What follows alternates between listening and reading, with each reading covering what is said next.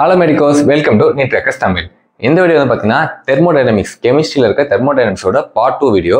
Part 1 video நம்ம already போட்டோம். அதில் வந்து பார்த்தீங்கன்னா பேசிக் தெர்மோடைனமிக்ஸ்னா என்ன, தெர்மோடைனமிக்ஸில் என்னென்ன படிக்க போகிறோம், பேசிக் டெர்மினாலஜிஸ் எல்லாத்துக்குமே அண்டர்ஸ்டாண்டிங்காக ஈஸியாக நான் சொல்லியிருப்பேன். நீங்கள் இப்போ ஸ்ட்ரைட்டாக இந்த வீடியோ வந்து பார்க்குறீங்கன்னா பார்ட் 1 பார்த்துட்டு வந்து பார்த்தீங்கன்னா இன்னும் உங்களுக்கு பெட்டர் அண்டர்ஸ்டாண்டிங்காக இருக்கும். ஓகேங்களா? இந்த பார்ட்டை என்னென்ன பார்க்க போகிறோம்னா அதோட கண்டினியூஷன் அண்ட் இதுக்கப்புறம் இதில் இருக்க முக்கியமாக இந்த ஒர்க் டன், டிஃப்ரெண்ட் பாஸ்டில் நடக்கிற ஒர்க் டன்லாம் முக்கியமாக அதில் பார்க்க போகிறோம். ஸ்டார்டிங் வந்து பார்த்தீங்கன்னா இன்டைரக்ட் ஃபார்ம் ஆஃப் எனர்ஜி. நான் சொல்லியிருப்பேன் டைப்ஸ் ஆஃப் எனர்ஜி இருக்குது, direct form and indirect form. First indirect form பார்த்துடலாம். இன்டைரக்ட் ஃபார்மில் வந்து பார்த்தீங்கன்னா ஹீட் அண்ட் ஒர்க் ரெண்டு இருக்குது. ரெண்டுமே நான் அப்படின்னா என்னன்னு சொல்லிட்டு அதோட யூனிட்ஸ்லாம் சொல்லுவேன். ஓகேங்களா? ஃபர்ஸ்ட் வந்து பார்த்தீங்கன்னா இது ரெண்டுமே எக்ஸ்டென்சிவ் ப்ராப்பர்ட்டி. ஓகேங்களா? ஃபர்ஸ்ட் பார்ட்டில் சொல்லியிருப்பேன் அப்படின்னா என்னன்னு சொல்லிட்டு எக்ஸ்டென்சிவ் ப்ராப்பர்ட்டி. அண்ட் ரெண்டுமே வந்து பார்த்தீங்கன்னா பாத் ஃபங்க்ஷன், பாத் டிபெண்ட் பண்ணியிருக்கோம், பாத் ஃபங்க்ஷன். ஓகேங்களா? ஃபர்ஸ்ட் ஹீட்னா என்னன்னு பார்க்கலாம். ஓகேங்களா? ஹீட் வந்து பார்த்தீங்கன்னா ஒரு மோட் ஆஃப் எனர்ஜி. ஓகேங்களா? எனர்ஜி தான் which transfers from one place to another place within the system. சிஸ்டத்துக்குள்ளேயே ஒரு பிளேஸ் இன்னொரு பிளேஸ்க்கு டிரான்ஸ்ஃபர் ஆகும். ஓகேங்களா? எனக்கு புரியல ப்ரோ, எப்படி சொல்றீங்க ஹீட்னா என்ன, டிரான்ஸ்ஃபர் என்ன சொல்றீங்கன்னா, இப்போ சிம்பிள் எக்ஸாம்பிள், ஈவினிங் உங்கள் வீட்டில் டீ போடுறாங்களா, நீங்கள் வந்து அம்மா பார்த்துட்டு போக சொல்கிறாங்க, தம்பி பார்த்துக்கோ பொங்காம பார்த்துக்கோன்னு சொல்லிட்டு நீங்கள் எங்கேயோ வெடிக்கு பார்த்து டக்குன்னு பொங்க வந்துச்சு, நீங்கள் துணி பிடிக்காம டக்குன்னு போய் எடுக்கிறீங்க வெசில். அப்போ டச் பண்ணும்போது என்ன ஆகும், சூடாக வரும்ல, டக்குன்னு கை எடுப்போம். ஏன்? ஒரு ஹீட் அங்கே ஃபீல் ஆகுது, உங்களுக்கு சூடாகுது. ஏன் அது ஃபீல் ஆகுது? அங்கே வந்து பார்த்தீங்கன்னா நம்மளோட பாடி டெம்பரேச்சர் ஒரு 35 டிகிரி செல்சியஸ் இருக்குங்க. ஓகேங்களா?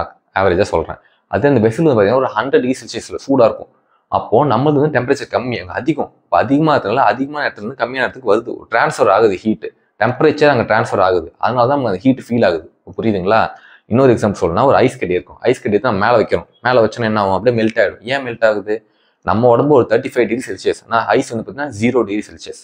ஸோ நம்ம உடம்புலேருந்து ஐஸ்க்கு ஹீட் ட்ரான்ஸ்ஃபர் ஆகுது, அதனால அது மெல்ட் ஆகுது.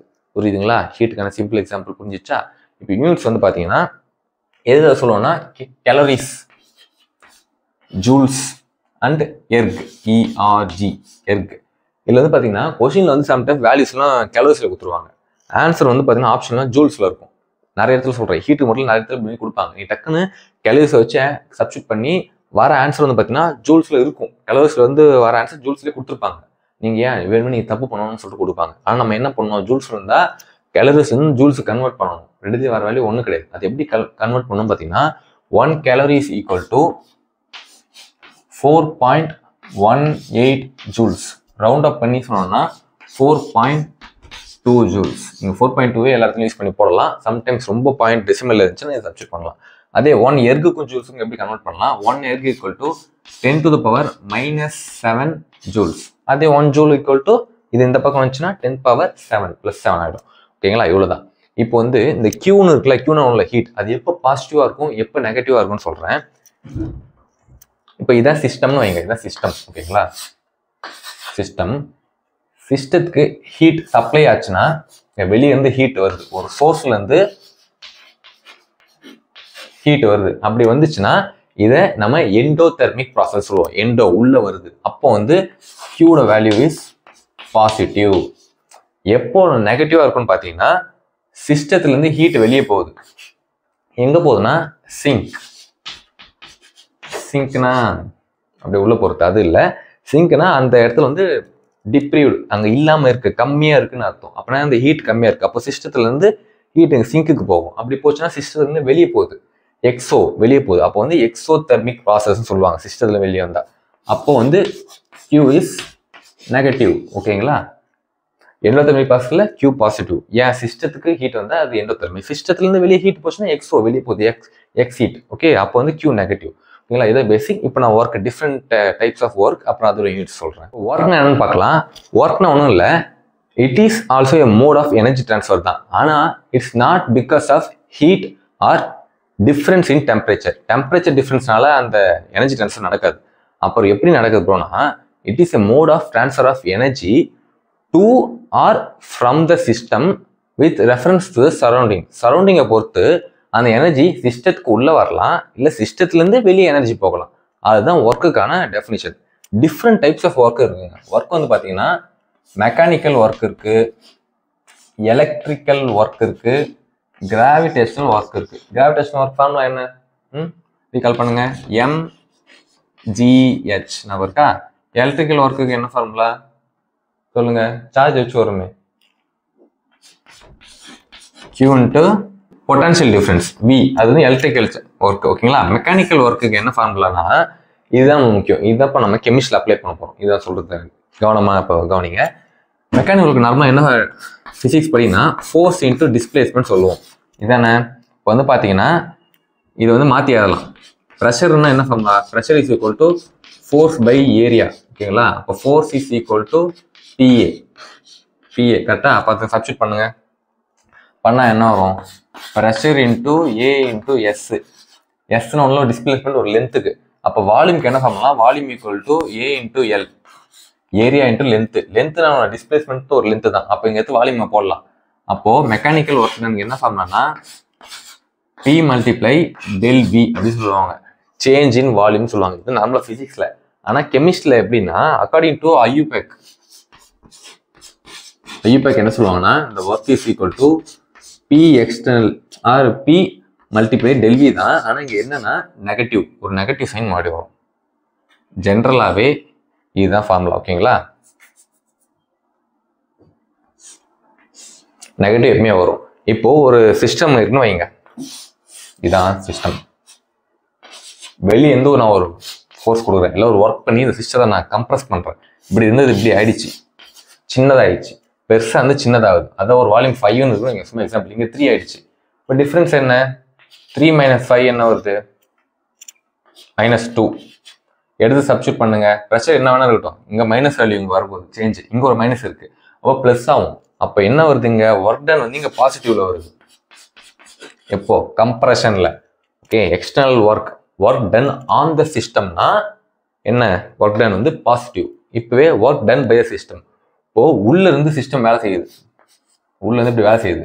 இப்போ வந்து பெருசாகுது, இப்படி ஆகுது. இப்போ வால்யூம் வந்து ஒரு 8ன்னு வைங்க. டிஃபரன்ஸ் என்ன? இனிஷியலாக 5, 8. இப்போ +3 இங்கே சப்ஸ்டியூட் பண்ணால் இங்கே ப்ளஸ் இன்ட்டு மைனஸ் என்ன? மைனஸ் தான். அப்போ ஒர்க் டன் பை த சிஸ்டம்னா நெகட்டிவ். இன்னும் கொஞ்சம் உங்களுக்கு புரியுற மாதிரி சொல்லணும்னா, இப்போ ஒர்க் வந்து நம்ம செய்கிறோம். நம்ம செஞ்சால் என்ன? நம்ம டயர்ட் ஆகும். நம்ம செய்தால் நெகட்டிவ். அது நமக்கு யாரை செஞ்சாங்கன்னா நம்ம ஜாலியாக இருக்கலாம், அது நமக்கு பாசிட்டிவ். ஓகேங்களா? அவ்வளோதாங்க. இன்டைரக்ட் பார்த்துருவோம்ல. அப்போ direct form of energy, example internal energy. அது உங்களுக்கு புரியணும். இன்டர்னல் எனர்ஜிக்கு நல்லா அண்டர்ஸ்டாண்ட் டீட்டெயிலாக சொல்ல போகிறேன். இன்டர்னல் எனர்ஜி அதை வந்து ஈன்னு டினோட் பண்ணுவாங்க, இல்லைன்னா யூன்னு டினோட் பண்ணுவாங்க. இதுக்கு என்ன அர்த்தம்னா, எவ்ரி சிஸ்டம், எந்த சிஸ்டமாக இருந்தாலும் ஒரு டெஃபினைட் ஒரு அமௌண்ட் ஆஃப் மேட்டர் அதோட அசோசியேட் ஆகிருக்கும். மேட்டர் ஒன்று ஒரு மாஸ். ஐன்ஸ்டீனோட ஈக்குவேஷன் படி E = mc². ஒரு மாஸ் இருந்தால் அதுக்கு ஒரு எனர்ஜி இருக்கும். ஓகேங்களா? அப்போ ஒரு மாஸ் ஒரு சிஸ்டத்துக்குள்ள இருக்குன்னா அப்போ எல்லா சிஸ்டத்துக்குமே ஒரு எனர்ஜி இருக்கும். இன்டர்னல் எனர்ஜி, அதுதான் இன்டர்னல் எனர்ஜி சொல்லுவாங்க. அந்த இன்டர்னல் எனர்ஜி ஒன்றும் இல்லை, it is a sum of all type of energy except gravitational energy and PV energy. ஓகேங்களா? கிராவிடேஷனல் எனர்ஜி, PV எனர்ஜி தவிர மற்ற எல்லா எனர்ஜியுமே சேர்த்து தான் இன்டர்னல் எனர்ஜி சொல்லுவாங்க. என்ன ப்ரோ மற்ற இன்டர்னல் எனர்ஜி என்னென்னு வேற என்னன்னு கேட்டால் கைனடிக் எனர்ஜி, பொட்டன்ஷியல் எனர்ஜி, அந்த மாதிரி வைப்ரேஷனல் எனர்ஜி, அது எல்லாமே இன்டர்னல் எனர்ஜியில் வரும். ஓகேங்களா? இந்த இன்டர்னல் எனர்ஜி எப்போ பாசிட்டிவாக இருக்கும், எப்போ நெகட்டிவாக இருக்கும்னா, நினச்சி பாருங்க, ஒரு சிஸ்டத்தில் ஒரு எனர்ஜி இருக்குது ஆல்ரெடி. அப்போ அந்த சிஸ்டத்தில் எப்போ எனர்ஜி இன்க்ரீஸ் ஆனால் தான் பாசிட்டிவாக வரும். எப்படி இன்க்ரீஸ் ஆகும்? வெளியே இருந்து யாராவது நமக்கு எனர்ஜியை சப்ளை பண்ணா. நான் சொன்னல, ஹீட் இருந்து என்ன? ஒரு மோட் ஆஃப் எனர்ஜி. ஹீட் வந்து எப்போ பாசிட்டிவாக இருக்கும்னு சொன்னேன் சொல்லுங்க. அந்த சிஸ்டத்துக்கு ஹீட் உள்ளே வந்துச்சுன்னா பாசிட்டிவாக இருக்கும். இப்போ ஒன்றும் இல்லை, ஒரு சிஸ்டம் இருக்கு, வெளியே இருந்து நம்ம ஹீட்டை தரோம். ஹீட் வந்து ஒரு ஃபார்ம் ஆஃப் எனர்ஜி, ஒரு எனர்ஜி தரோம். அப்போ ஆல்ரெடி இன்டர்னல் எனர்ஜி இருக்கு உள்ள, வெளியேருந்து எக்ஸ்ட்ரா எனர்ஜி கொடுக்கும்போது அப்போ உள்ள இன்க்ரீஸ் ஆகும், அப்போ பாசிட்டிவ் ஆகும். அப்போ இன்டர்னல் எனர்ஜி எப்போ பாசிட்டிவாக வரும்? எண்டோதெர்மிக் ப்ராசஸில். எண்டோவில் U வந்து பாசிட்டிவ். ஓகேங்களா? அதுவே எப்போ நெகட்டிவாக இருக்கும்? சிம்பிள், வெளியே போச்சுன்னா, இங்கேருந்து வெளியே போச்சுன்னா நெகட்டிவ் ஆகிடும். எக்ஸோதெர்மிக் ப்ராசஸில் U நெகட்டிவாக இருக்கும். ஓகேங்களா? இது வந்து பார்த்தீங்கன்னா என்னன்னு கேட்டிங்கன்னா எக்ஸ்டென்சிவ் ப்ராப்பர்ட்டி. இன்டர்னல் எனர்ஜி வந்து ஒரு எக்ஸ்டென்சிவ் ப்ராப்பர்ட்டி. இது வந்து பார்த்தீங்கன்னா ஸ்டேட் ஃபங்க்ஷன்.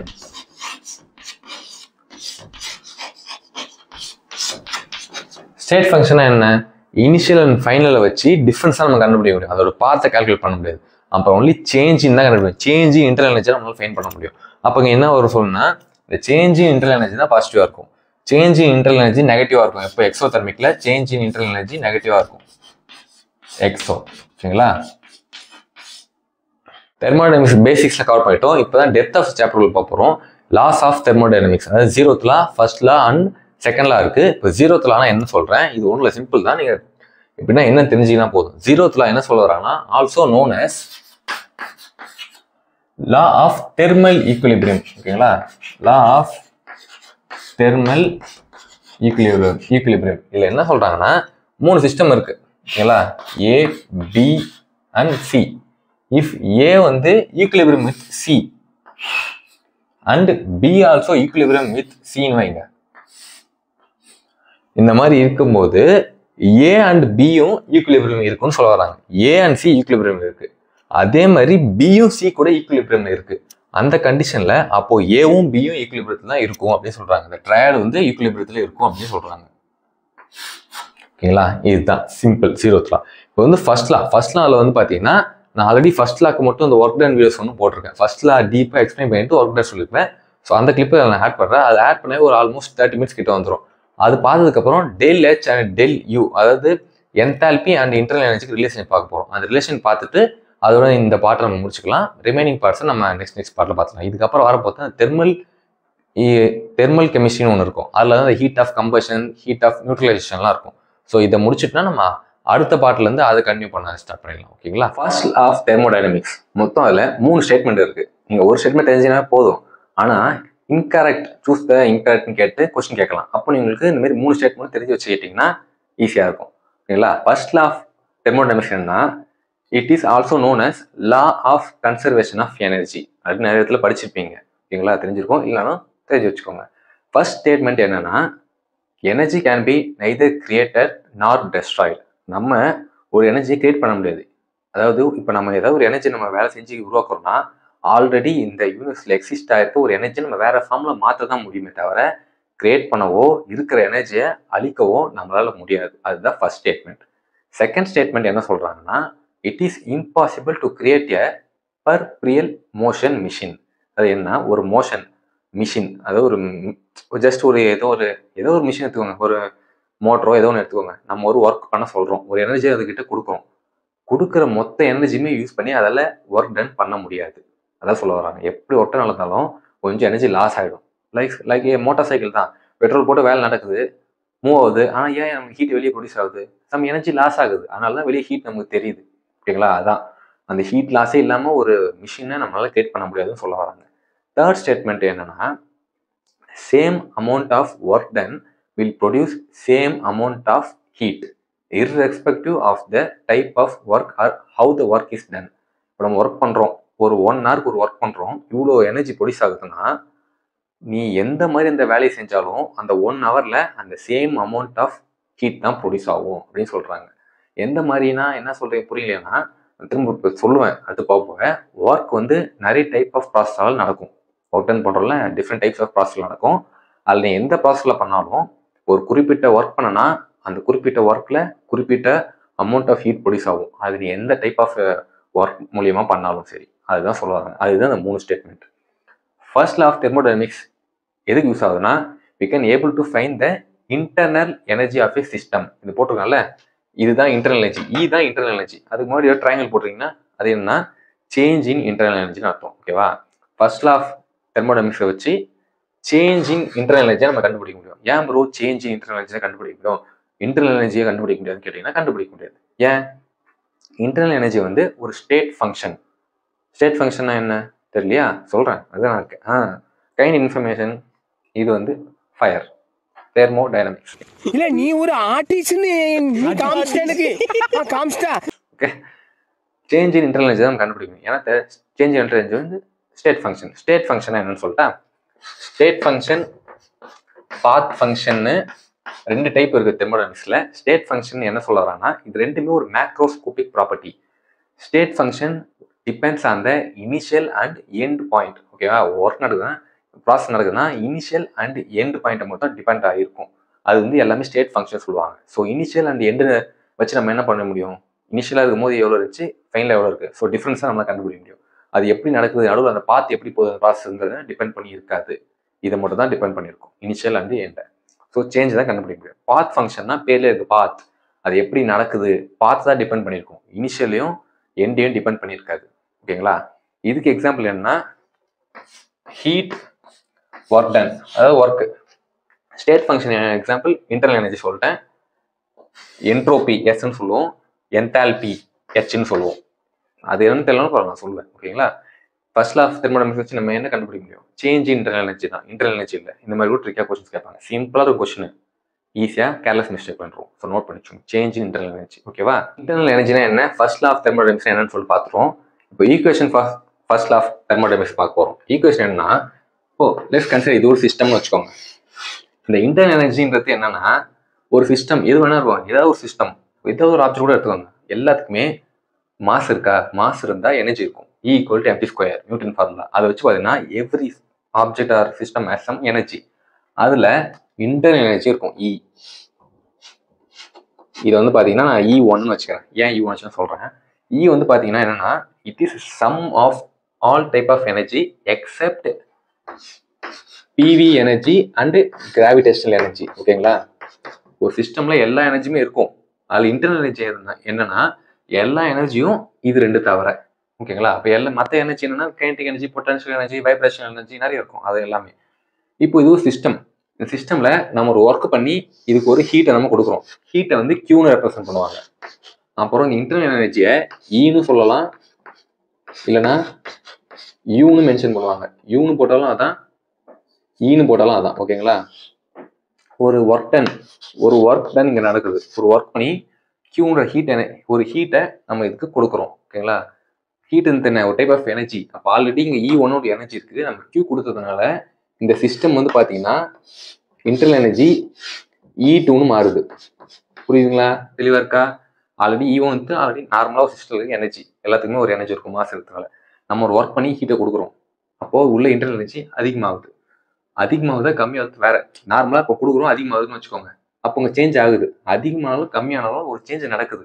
ஸோ அது டிஃப்ரென்ஸ்ல, அதனால அது E2ன்னு வச்சுக்கிறேன். ஓகேங்களா? E2.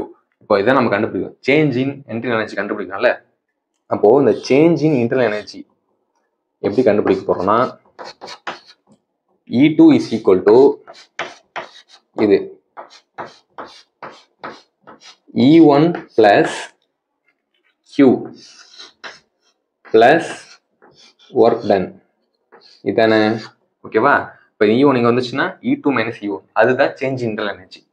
அப்போ del E is equal to Q plus work done, Wன்னு போட்டுறேன். இதுதான் equation of first law of thermodynamics. நேரத்தில் பார்த்துருப்பீங்க. இப்போ புரிஞ்சா எப்படி வந்துச்சுன்னு சொல்லிட்டு.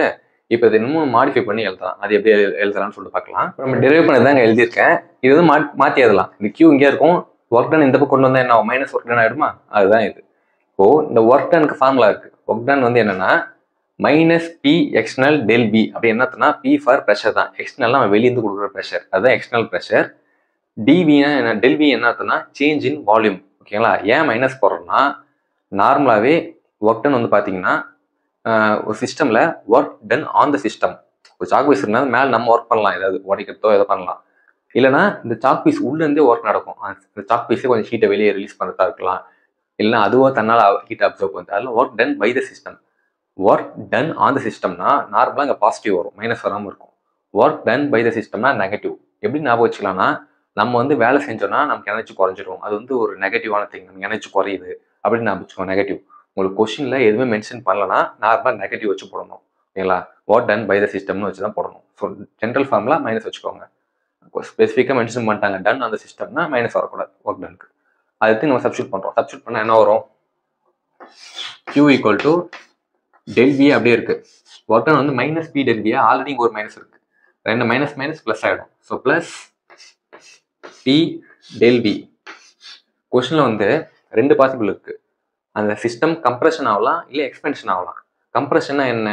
நார்மலாக இப்போ ஒரு கம்ப்ரெஷன் V1 இருக்கு, குட்டி ஆயிடுச்சுன்னா இது வந்து V2 சின்னதாயிடுச்சு. அப்போ V1 தான் பெருசு. V2 மைனஸ் V1 என்ன வரும்? நெகட்டிவ் வேல்யூ வரும். ஏன்னா சின்னதுல இது 1ன்னு வச்சுக்கோங்க, 3ன்னு வச்சுக்கோங்க. மைனஸ் பண்ணால் என்ன வரும்? -2 தானே வரும். So change in volume negative வரும். அது எக்ஸ்பென்ஷன் ஆகுது. இது V1ன்னு வச்சுக்கோங்க, இது V2ன்னு வச்சுக்கோங்க. பெருசாகுது, 1லேருந்து 3 ஆகுது. சேஞ்ச் பண்ணுங்க, சேஞ்ச் கண்டுபிடிங்க. 3 - 1 2 பாசிட்டிவ்ல வருது. ஸோ எக்ஸ்பேண்ட் ஆனால் பாசிட்டிவ்ல வரும், கம்ப்ரஷன் ஆனால் நெகட்டிவ். ஸோ ரெண்டாக பிரிக்கலாம். Case of compression, in case of expansion. Expand ஆனால் என்ன ஆகும்னு சொன்னேன், பாசிட்டிவ். ஸோ இது என்ன சேஞ்ச் ஆனது, பாசிட்டிவ் அப்படியே ஃபார்முலா வரும். கம்ப்ரஷன் ஆச்சுன்னா நெகட்டிவ் வரும்ல, அப்போ என்ன ஃபார்முலா வரும், Q equal to del U minus T del T. Expansion ஆனால் சேம் ஃபார்முலா தான், இது அப்படி இங்கே வந்துடும். ஓகேங்களா, இதை டிஃப்ரெண்ட் ஈக்குவேஷன் எல்லாம் தெரிஞ்சு வச்சுக்கணும். கொஸ்டினில் கிவனை பொறுத்து நம்ம இதெல்லாம் மாற்றி மாற்றி அரேஞ்ச் பண்ணி எழுதணும். எப்படி எழுதணும் உங்களுக்கு தெரியும் ஐடியா. ஓகேங்களா, இப்போ டிஃப்ரெண்ட் ப்ராசஸில் ஒர்க் டன் ஃபார்முலா பார்க்கலாம். இப்போ ஒர்க் டன் சொன்னல ஸ்டார்டிங்கில் செகண்ட் ஸ்டேட்மெண்ட் சொல்லியிருப்பேன், இல்லை தேர்ட் ஸ்டேட்மெண்ட்டை சொல்லியிருப்பேன். எந்த டைப் ஆஃப் ப்ராசஸில் பண்ணாலும் அந்த ஹீட் ப்ரொடியூஸ் வந்து சேம் ஆகும் சொல்லியிருப்பேன். அந்த ப்ராசஸ் தான் பார்க்க போகிறோம். ஃபர்ஸ்ட் என்ன பார்க்க போனால் ஐசோதெர்மல், அப்புறம் அடியாபேட்டிக். இன்னும் 2 ப்ராசஸ் இருக்குது, மொத்தம் 4 ப்ராசஸ் தான், 2 சொல்லிட்டேன். இன்னும் 2 என்னன்னா ஐசோபாரிக் அண்ட் ஐசோகோரிக். ஓகேங்களா, இது எல்லாமே என்னென்னு சொல்லிட்டு சொல்லுவேன். ஐசோதெர்மல் பேரில் இருக்குது, ஐசோனா சேம், தெர்மல்னா டெம்பரேச்சர், சேம் டெம்பரேச்சர் மெயின்டைன் ஆக போகுது. So same temperature means change in temperature என்ன இருக்கும், ஒரே டெம்பரேச்சர் மெயின்டைன் ஆகும். 35 டிகிரி செல்சியஸ்னு வச்சுக்கோங்க, 35ல இருக்குது. என்ன சேஞ்ச் ஆக போகுது, சேஞ்ச் என்ன, ஃபைனலும் இனிஷியலும் சேமாக தான் இருக்க போகுது, ஒரே மாதிரி தான், சேஞ்சே ஆகாது. அப்போ change in temperature 0. Okay, change in temperature 0. இன்னொன்று சொல்ல மாட்டேன், இந்த இன்டர்னல் எனர்ஜின்றது ஒரு டெம்பரேச்சர் டிபெண்டன்ட் ஃபேக்டர். நம்ம ஒரு ஹீட் ஒர்க் பண்ணி ஒரு ஹீட்டை கொடுக்குறோம் ஒரு சிஸ்டத்துக்குள்ள, அப்போ தான் சேஞ்ச் இன் இன்டர்னல் எனர்ஜி நடக்கும். டெம்பரேச்சர் நம்ம கொடுக்கல, டெம்பரேச்சர் சேஞ்ச் நடக்கல, அப்போ அங்கே இன்டர்னல் எனர்ஜி சேஞ்ச் ஆக போகிறது இல்லைல்ல. ஸோ சேஞ்ச் இன் டெம்பரேச்சர் 0னா சேஞ்ச் இன் இன்டர்னல் எனர்ஜி 0. அப்போ 0 தூக்கி அந்த ஈக்குவேஷனில் போடுங்க, ஃபர்ஸ்ட் லா ஆஃப் தெர்மோடைனமிக்ஸில் 0 போட என்ன வரும், இதான் வரும். அப்போது இதை எந்த பக்கம் கொண்டு வாங்க, work done equal to minus Q, இல்லைனா Q equal to minus W. இது என்ன சொல்ல வருதுன்னா work done by the system சொல்கிறாங்க. ஓகேங்களா, நம்ம இப்போ கியூ ஈக்குவல் டு மைனஸ் போடுங்க, நானும் சொன்னேன் ஒர்க் டன் பை த சிஸ்டம்னா மைனஸ் ஒர்க் டன் போடுங்க, நம்மளே வேலை செஞ்சால் நெகட்டிவ் மாதிரி அர்த்தம். ஸோ என்ன சொல்ல வராங்கன்னா ஐசோதெர்மல் ப்ராசஸில் கியூ ஈக்குவல் மைனஸ் ஒர்க் தான் ஒர்க் டன் பை த சிஸ்டம்னு அர்த்தம். இதுதான் ஐசோதெர்மல் ப்ராசஸ்க்கான ஒர்க் டன்கான ஈக்குவேஷன். இப்போ அடியாபேட்டிக் பார்க்கலாம். அடியாபேட்டிக்னா என்ன அர்த்தம்னா சேஞ்ச் இன் ஹீட் வந்து 0வாக இருக்கும். ஓகேங்களா, ஒரு ஃப்ளாஸ்க் மாதிரி, ஃப்ளாஸ்கில் நம்ம டீ ஊற்றி வச்சிட்டா என்ன ஆகும், ஒரு மணி நேரம் கழிச்சு பார்த்தாலும் நம்ம எப்போ அந்த டீ எந்த டெம்பரேச்சரில் ஊற்றுறோமோ அதே மாதிரி தான் இருக்கும். வெளில சில்லுன்னு இருந்தாலும் சரி, ஹீட்டாக இருந்தாலும் சரி, எந்த டெம்பரேச்சரும் உள்ளேயும் வராது, உள்ளேருந்து வெளியும் போகாது. அதுதான் சேஞ்ச் இன் ஹீட் வந்து 0வாக இருக்கும் கியூ. இப்போ கியூ 0னா எடுத்து அதில் சப்ஸ்டியூட் பண்ணுங்க. அப்போ del E is equal to W, அவ்வளோதானே. இதுதான் வரும். கியூ 0னா என்ன வரும், இதான் வரும். இப்போ இதுலேருந்து நம்ம 2 கொண்டு வரலாம், 2 பாசிபிள் இருக்கு. Work done by the system, work done on the system. Work டன்னா 2 பாசிபிள் தான். ஸோ 2த்துக்குமே நம்ம ஈக்குவேஷன் கொண்டு வர போகிறோம். இப்போ ஒர்க் டன் ஆன் த சிஸ்டம்னா என்ன, பாசிட்டிவா. அப்போ என்ன, இது பாசிட்டிவ்னா அப்போ இதுவும் பாசிட்டிவாக தான் இருக்கும்.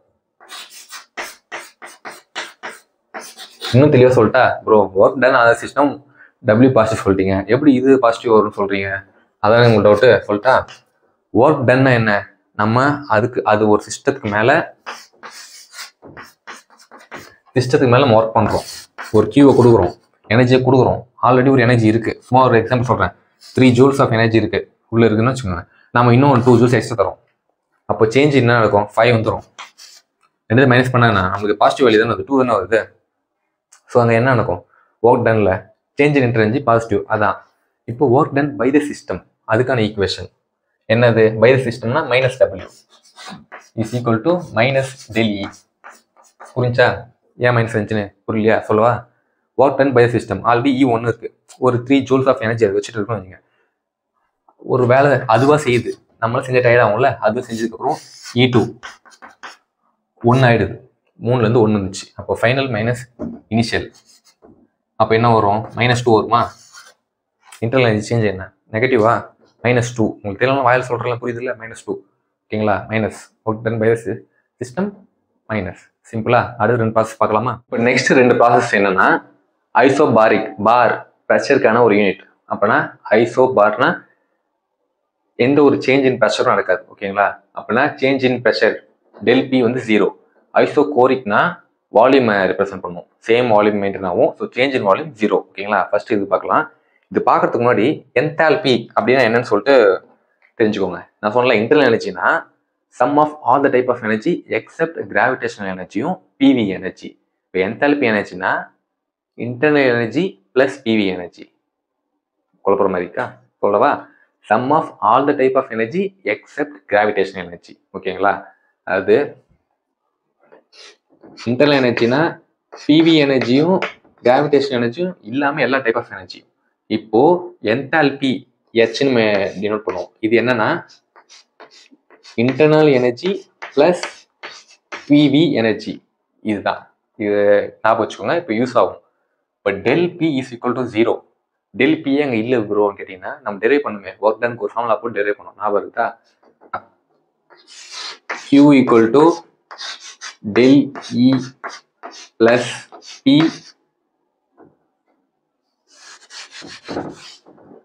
del V அப்படின்னு ஞாபகம் சொல்ல. ஞாபகம் இருக்கா அந்த டெரைவ் பண்ணது? இங்க வந்து H equal to E plus PV ஞாபகம் வச்சுக்கோங்க, யூஸ் ஆகும். இப்போ இதை நம்ம எப்படி கொண்டு வரலாம்னா, இது என்ன அர்த்தம்? E2 minus E1 இதென்ன அர்த்தம்? இதுக்கு V2 minus E1னா இதை போட்டு நம்ம கண்டுபிடிக்க போறோம்.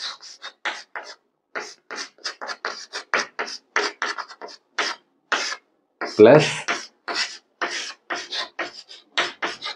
இப்போ காமனா இந்த 2 இருக்கிற டேர்ம்ஸ்லாம் வெளியே எடுக்க போறோம். P உள்ள மல்டிப்ளை பண்ணதுக்கு அப்புறம் இந்த 2 எல்லாம் தனியா எடுக்க போறோம். Q equal to E2 வெளியே வருது plus PV2 minus E1 plus PV1 உள்ள மல்டிப்ளை சைன்லாம் கரெக்டாக தான் இருக்கும். இங்கே சொன்னல என்தால்பி ஃபார்முலா அதே மாதிரி இருக்கா? அப்போ இது எப்படி எழுதலாம்? Q equal to H2ன்னு போட்டுக்கலாமா? H2 minus H1. அப்போ Q is equal to change in enthalpy. எங்க வருது? ஐசோபாரிக். அப்போ QPன்னு மென்ஷன் பண்ணிடுறேன். Pனா என்ன அர்த்தம்னா கான்ஸ்டன்ட் ப்ரெஷர். ஐசோபாரிக் ஞாபகம் வச்சுக்கலாம். Q equal to change in enthalpy எங்க வருதுன்னு கேட்டிங்கன்னா ஐசோபாரிக்ல. இப்போ ஐசோகோரிக் அது பார்க்க போறோம். இது நோட் பண்ணிக்கலாம். அழிச்சிட்டா ஐசோகோரிக் ப்ராசஸ்னா சேம் தான். ஆனால் என்ன ஈக்குவேஷன் யூஸ் பண்ண போறோம்னா மோடி யூஸ் பண்ணோம்ல ஒர்க் டன் அந்த P del V வச்சு அதான் யூஸ் பண்ண போறோம். Change in internal energy is equal to Q plus P del V. இப்போ இங்கே பாருங்க, சேஞ்ச் இன் இன்டர்னல் எனர்ஜி 0. அப்போ 0 மல்டிப்ளை எனிதிங் வந்து 0 தான். அப்போ டோட்டல் டேர்மே 0 ஆகிடும்.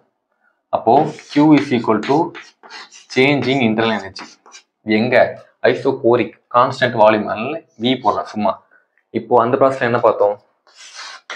QP is equal to change in enthalpy. Change in internal energy வந்து ஐசோகோரிக். V டிஃபரன்ஷியேட் பண்ணுது. Q equal to del H, Q equal to del E ரெண்டு இடத்துல வரும். எப்படி ஞாபகம் வச்சுக்கிறதுக்காக அந்த V போடுறோம். V எங்க வரும்னா E, P வந்து H. ஓகேங்களா? இதுதான் equations of work done. Different ப்ராசஸ்ல என்னென்ன ஒர்க் டன் அல்லது என்ன ஈக்குவேஷன் டெரைவ் பண்ண சொல்லிட்டு கொஸ்டின்ல சிம்பிளா கேட்பாங்க. இந்த மாதிரி எல்லா கிவனும் கொடுத்துருவாங்க. மோஸ்ட்லி அவங்க ஃபர்ஸ்ட் 2 ப்ராசஸ்ல கூட கேட்க வாய்ப்பு இருக்கு. ஓகேங்களா? எல்லாமே கொடுத்துருவாங்க. சப்ஸ்டியூட் பண்ணி ஒர்க் டன் கண்டுபிடிக்கலாம். இது ரொம்பவே சிம்பிள். ஓகேங்களா? ப்ரீவியஸ் கொஸ்டின் எடுத்து பாருங்க. ரிலேட்டட் கொஸ்டின்ஸ் இருக்கும், சால்வ் பண்ணி பாருங்க, ஆன்சர் வரும். உங்களுக்கு இதில் இன்னும் கொஞ்சம் தேவை, இதுவே போதுமா, இல்லை மொத்த லட்சமே நான் டீட்டெயிலாக டீச் பண்ணால் கூட ஐ எம் ரெடி. ஓகேங்களா? உங்களுக்கு என்ன தேவையோ அது கமெண்ட்ல பண்ணுங்க. இதை நம்ம கண்டினியூ பண்ணுவோம். ஃபர்ஸ்டால ஒர்க் டன் தான் இம்பார்ட்டன்ட். ஸோ ஒர்க் டன் எப்படின்னு டீச் பண்ணிட்டேன்.